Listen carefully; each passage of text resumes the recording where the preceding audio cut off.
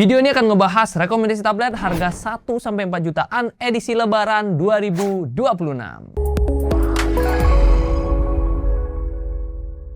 Yo guys, Raga aja bersama Rakrisna di sini, dan kali ini kita akan ngebahas rekomendasi tablet ya yang range harganya ada di kisaran 1-4 jutaan. Nah, meskipun video ini akan tayang nanti harusnya ya setelah Lebaran, tapi edisi Lebaran kali ini tetap masih bisa berlaku lah ya. Karena kalau aku lihat sih banyak orang juga yang beli gadget, beli tablet itu justru setelah Lebaran, setelah mudik. Nah, buat kamu yang kebetulan baru mau beli gadget setelah Lebaran, kalian bisa simak video ini yang utamanya kalau kalian nyari tablet harga 1-4 jutaan. Bisa gunakan chapter juga yang udah kita sediakan ya. Oke, langsung aja kita mulai dari tablet yang pertama.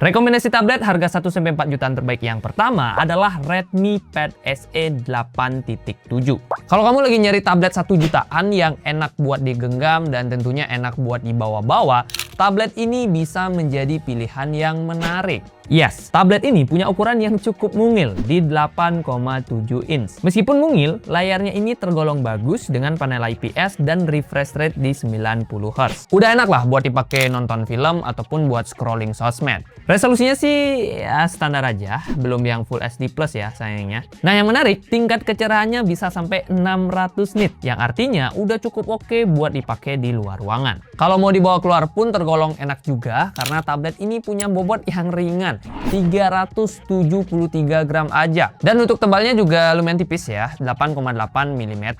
Mau dipakai dari pagi sampai sore juga masih cukup kuat karena baterainya ini lumayan, 6650 mAh dengan fast charging 18 watt. Nah, soal performa, Redmi Pad SE 8.7 ditenagai chipset MediaTek Helio G85 dengan RAM 4GB LPDDR4X dan storage 128GB tipe eMMC 5.1. Skor Antutu versi 10-nya ada di kisaran 270 ribuan poin. Ya cukup lah ya buat kebutuhan harian kayak browsing-browsing, mungkin scrolling, atau nggak main game tipis-tipis. Sayangnya dia cuma bisa Wi-Fi only dan memori internalnya masih pakai eMMC yang tentunya kecepatannya masih tergolong standar aja. Dia juga punya kamera tentunya. Ada 8 megapiksel kamera belakang f2.0 dan juga 5 megapiksel f2.2 di kamera depannya.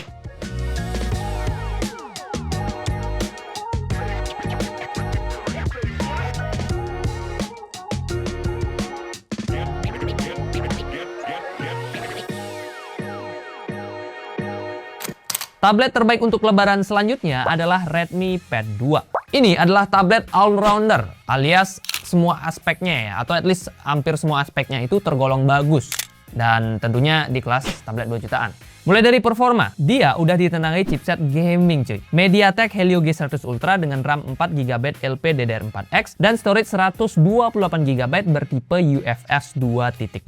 Skor Antutu versi 10-nya ada di kisaran 404 ribuan poin. Ini artinya dia udah bisa banget lah dipakai buat kegiatan harian kayak streaming, browsing-browsing, ataupun editing tipis-tipis menggunakan CapCut. Aspek layarnya juga tergolong oke banget, 11 inch IPS 2,5K dengan refresh rate 90 Hz. Ini udah tergolong bening buat dipakai nonton film di malam minggu. Pas dipakai siang hari pun masih lumayan kelihatan harusnya karena tingkat kecerahan dari layarnya ini sudah tembus di 600 nit. Bobotnya pun cukup ringan untuk kelas tablet 11 inci, 510 gram dengan ketipisan 7,36 mm.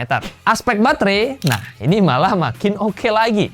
Baterainya jumbo guys, 9000 mAh. Otomatis jadi yang paling bisa diandalkan buat dipakai seharian. Cuman sayangnya kecepatannya ini masih standar di 18 watt aja. Jadi ya masih perlu 2-3 jam lah buat ngecas dari 0 sampai 100%. Untuk kamera tergolong oke aja, 8 megapiksel f2.0 di belakang dan 5 megapiksel f2.2 di depan. Sayangnya tablet ini juga Wi-Fi only ya, alias dia belum ada slot buat SIM card buat internetan. Masih bergantung pada modem atau nggak hotspot.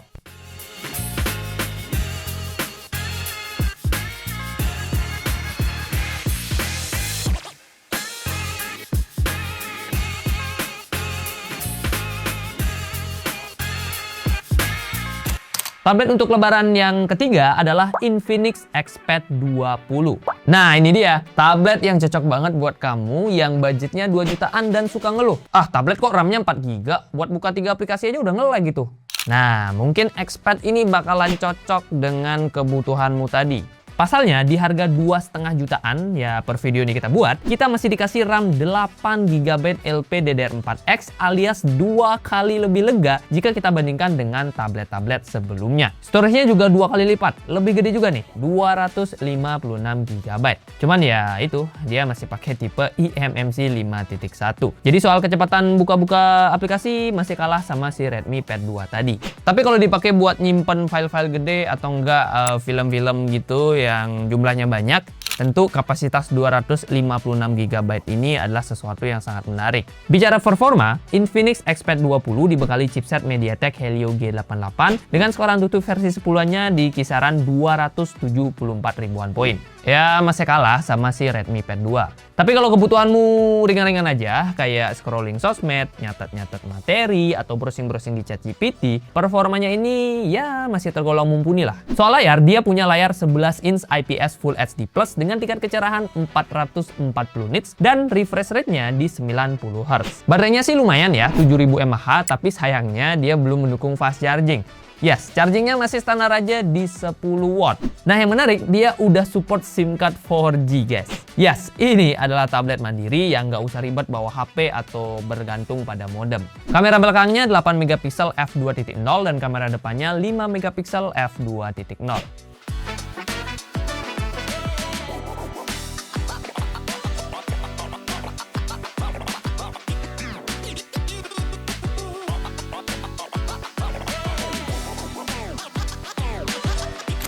Tablet 1-4 jutaan terbaik untuk lebaran yang keempat adalah Samsung Galaxy Tab A11 Plus. Kalau kamu lagi nyari tablet 3 jutaan yang performanya paling kencang, nih, tablet Samsung justru menjadi pilihan utamanya. Karena biasanya Samsung itu kan nggak begitu kencang ya kalau kita bandingkan sama Infinix atau nggak Redmi. Tapi yang ini kencang banget guys. Yes, tablet Samsung ini harganya 3,1 jutaan. Tapi skor AnTuTu versi 11-nya bisa tembus 862 ribuan poin. Semua ini berkat chipset MediaTek MT8775 plus grafis Mali G615 MC2 yang dikombinasikan sama RAM 6 GB dan storage 128 GB UFS 3. Yes, ini UFS 3 yang tentunya udah super kencang.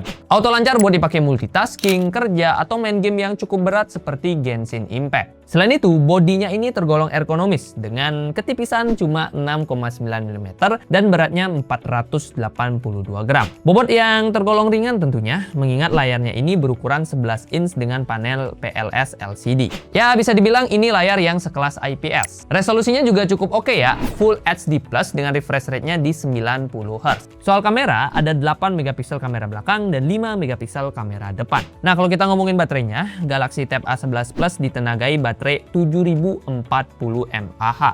Memang bukan kapasitas yang gede-gede banget, tapi untungnya kecepatan charging ini cukup kenceng ya, 25 watt Type-C. Dia juga masih ada port audio jack 3,5 mm. Sayangnya tablet ini lagi-lagi masih Wi-Fi only.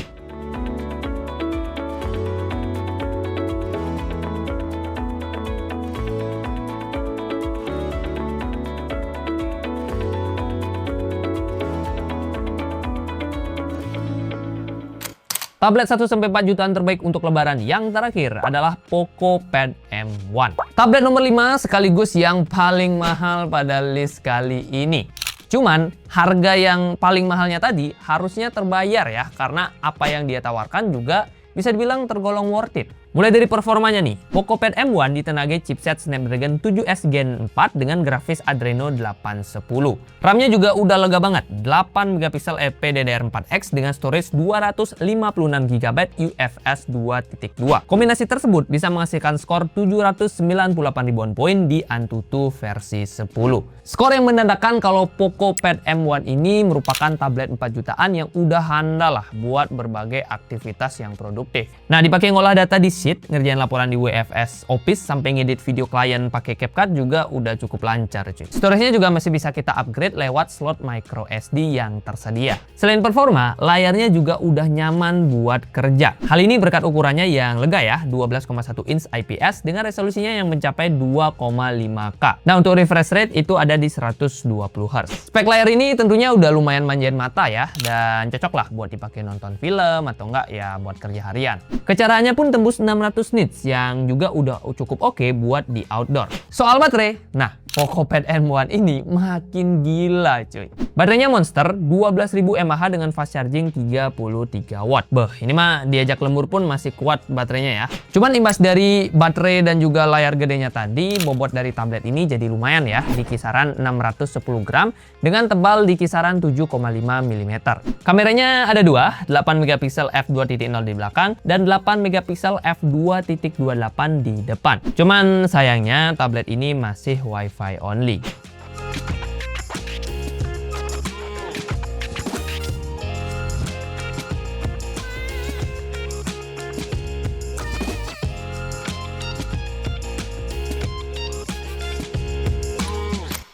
Yo guys, itu dia 5 tablet di range harga 1-4 jutaan yang bisa kalian beli buat edisi lebaran, atau lebih tepatnya setelah lebaran tahun 2026. Nah, kelima list tablet tadi bisa kalian cek aja di keranjangnya YouTube Shopping yang ada di pojokan video atau nggak di deskripsi video. Dan di sana kalian juga bisa melihat harga terupdate dari setiap tablet yang kita bahas. Ini penting karena biasanya banyak yang komen tuh, "Bang, harganya kok beda? Bang, harganya kok lebih mahal?" Ya, karena memang per video ini kita buat ya kita ngerekam harga di video ini gitu, dan tentunya bisa berbeda ketika kalian menonton videonya. So pastikan cek aja keranjangnya untuk dapetin harga terupdate, dan siapa tahu kalau kalian lagi beruntung bisa aja ada promo di keranjang YouTube Shopping. Jadi buruan cek aja. Nah, kalau kalian masih punya masukan atau apapun silahkan drop juga di kolom komentar ya. Terima kasih buat yang sudah nonton, like kalau kalian suka, dislike kalau nggak suka, dan kita ketemu di video selanjutnya. Bum bum. Habis lebaran nih, harusnya banyak produk menarik ya. Stay tune aja.